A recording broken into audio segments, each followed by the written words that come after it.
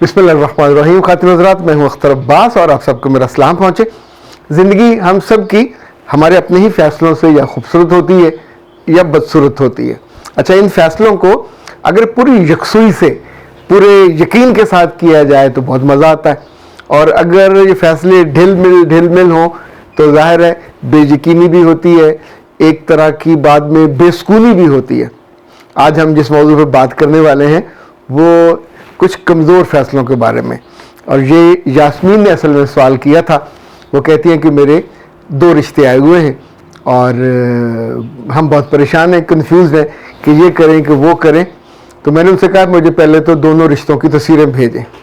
तो उनसे मैंने दोनों लड़कों की तस्वीरें मंगवाई, उनकी फैमिलीज़ के बैकग्राउंड मंगवाया।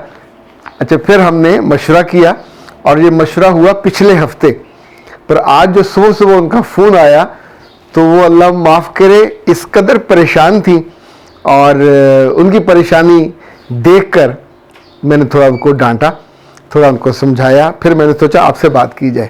अच्छा जी, लेकिन साथ कुछ हम कमेंट्स भी ले लें। और शमीम अख्तर कहती हैं कि सर लुकिंग गुड, बहुत शुक्रिया। इस तरह का दिल रखने वाला तबसरा जो है ना, कानों को बहुत भरा लगता है। और शगुफ्ता कहती हैं good job sir, keep it up, बहुत शुक्रिया। आसफा ने कहा सर आउटडोर जो है वो बहुत अच्छी लग रही थी। आज भी हमने फिर कोशिश की कि स्टूडियो से निकल के मैं अपने जो लाइब्रेरी है, जो मेरी ज़ाती लाइब्रेरी है, वहाँ पे हूँ। ये पब्लिक लाइब्रेरी नहीं है, हम वहाँ पे हैं। अच्छा जी, फ़हीम कहती है कि सर अल्लाह आपको बहुत अजर दे, आप बहुत अच्छे तरीके से समझाते हैं। आयशा ने कहा सर अल्लाह आपको जज़ा दे, आपको दोनों जहानों की खुशबख्ती और कामयाबी अता हो। नौरीन खोखर, ये हमारी पुरानी व्यूअर और लिसनर है, वो कहते हैं सर वो जो बात थी पेपर वाली, उस पर शदीद रद्दमल आना चाहिए था और उसे सज़ा भी देनी चाहिए थी। अच्छा, उन्होंने कुछ सख्त लफ्ज़ भी इस्तेमाल किए। मैं सोच रहा था कि कभी कोई ऐसी बात हो जाए जो नागवार हो, तब भी हमें अपने जो अखलाक से और अपने ईमान के लिहाज से बहुत निचले दर्जे पे नहीं आना चाहिए, बहुत सोबर से अंदाज में उसका इख्तलाफ करना चाहिए। और अगले बंदे को माँ बहन की गालियाँ देने और या उसकी माँ को और बहन को दरमियान में ला के कि उनके साथ ऐसा हो तो कैसा हो, ये थोड़ा ठीक तर्ज अमल नहीं है, ये जज्बाती तर्ज अमल है जो बाद में फिर ज़्यादा शर्मिंदगी का बायस बनता है। राना अदील ने पूछा कि सर करण जौहर के 2 बच्चे हैं, क्या वो भी गे हैं? मेरे बच्चे, पहले तो ये है कि करण जौहर की शादी नहीं हुई और वो बच्चे उसके अपने नहीं हैं, उसने अडॉप्ट किए हुए हैं। तो अल्लाह ना करे वो गे हों, चूँकि एक बंदा अगर बुरी आदत में मुब्तला है और उसके लिए वो शर्मिंदगी का बायस भी बनती है, तो जो भी उससे जुड़े हुए लोग हों, अभी तो उसका बाप नहीं है, अगर वो ज़िंदा होता तो कितना उसको बुरा लगता। उसकी वालदा का मुझे अंदाज़ा नहीं है ज़िंदा कि नहीं, लेकिन यह ज़ाहिर आप जितने मर्जी मशहूर हो, बैंक आपका भरा हुआ हो, लेकिन जो बुरी आदत हैं, आदतें खबीसा, वो आपके लिए परेशानी का, पशेमानी का, शर्मिंदगी का बायस तो बनती है। लोग सामने नहीं कहेंगे पर पीछे तो ज़रूर कहते हैं।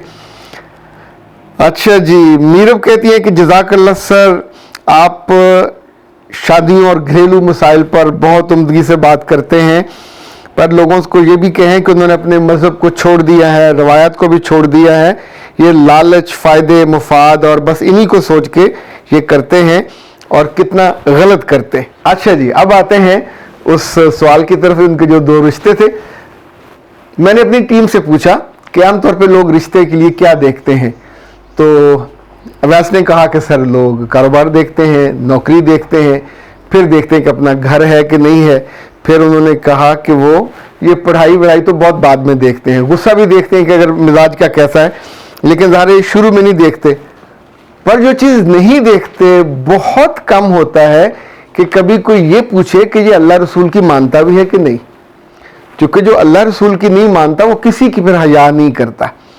इनफैक्ट जब भी हम किसी का रिश्ता देख रहे होते हैं, तो लड़की का हो या लड़के का, हमारी जो बुनियादें हैं इंतखाब की वो कुछ और हैं।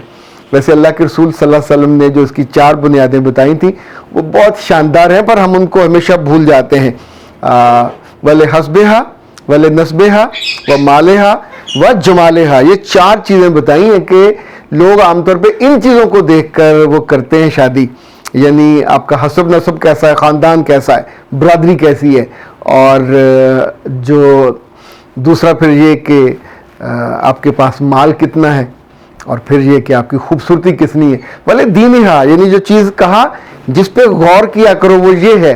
جو اگلا جملہ تھا وہ اس کا ترجمہ یہ ہے کہ تمہارے ہاتھ خاک آلود ہوں، تم دین والی کے ساتھ کامیابی حاصل کیوں نہیں کرتے.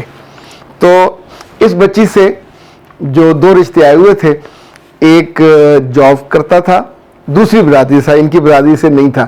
اچھا قد کاٹ کا لڑکا تھا، سوبر سا تھا، دکھنے میں بھی اچھا تھا، ماتھا بھی ٹھیک تھا. تو میں نے ان سے کہا کہ مجھے یہ بچہ بہتر لگا ہے، جو خوبیاں اس کے خاندان کی باقی لوگوں کے آپ نے بتائی ہیں، واللہ عالم بالصواب، اللہ بہتر جانتا ہے. جو دوسرا تھا وہ 3 سال سے فارغ تھا، ایم اے تھا، نوکری ووکری نہیں کر رہا تھا، انتظار تھا. پھر ساتھ یہ تھا کہ پہلے بہن کی شادی ہونی، پھر اس کی شادی ہوگی اور تب تک نوکری بھی ہو جائے گی. تو یہ لمبا منصوبہ تھا. لڑکی کی عمر تھی 29 سال. اب سوچئے کہ 29 سال میں شادی نہیں ہوئی. اب یہ صاحب جو ہے اگر آپ ان کا انتخاب کرتے ہیں تو لاجیکلی ان لاجیکل ہو جائے گا نا. اس کی شادی ابھی نہیں ہونی، نوکری ابھی نہیں ملنی، پہلے بہن کی شادی ہوگی، تو تب تک یہ 32-33 سال کی بزرگ خاتون ہو جائے گی. تو اس لیے میں نے اس سے کہا کہ آپ جہاں جو پہلا رشتہ ہے اس کو اختیار کر لیجئے. انہوں نے اپنے والدین کو اپنی طرف سے ہاں کر دی، والدین نے ان کو ہاں کر دی. تب انہوں نے جو مجھے فون کیا وہ یہ تھا کہ سر میں ساری رات سو نہیں سکی، میں پریشان رہی، میں سوچتی رہی کہ میں نے کیسا رشتہ چھوڑ دیا.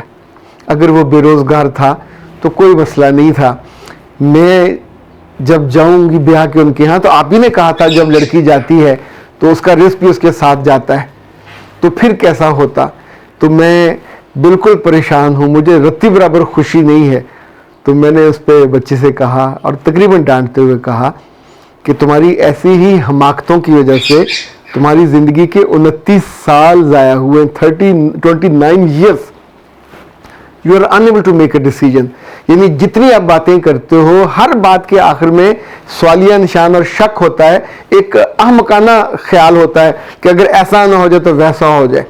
یعنی ایک چیز ہے تمہاری ہو گئی، والدین نے سوچا، تم لوگوں نے سوچا، مجھ سے مشورہ کیا، اس کو ہاں کر دی. اچھا ہاں کرنے کے ابھی 24 گھنٹے نہیں گزرے کہ آپ کو پریشانی شروع ہو گئی ہے کہ آپ ایک بے روزگار کے ساتھ جانا چاہتے ہو جس کی بہن کے ساتھ اس کی شادی پہلے ہونی ہے.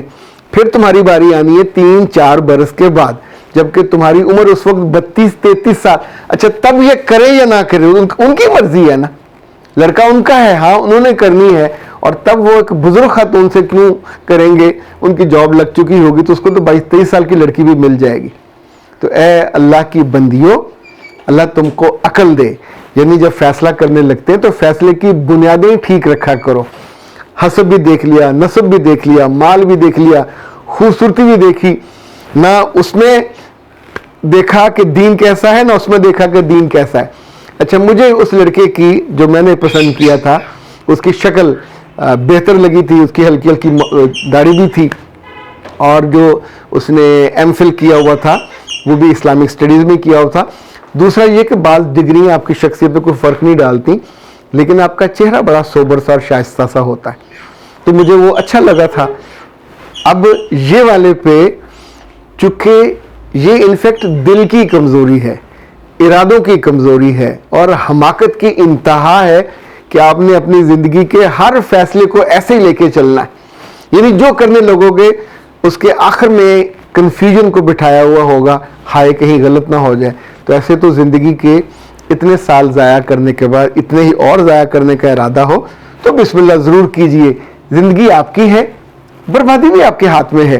جتنا چاہے برباد کیجئے، جتنا چاہے اپنی زندگی سے کھیلیے، اور کھیلنے کے بعد ویسے بعد میں رزلٹ کیا نکلے گا. اختر عباس کو دیجئے اجازت. السلام علیکم.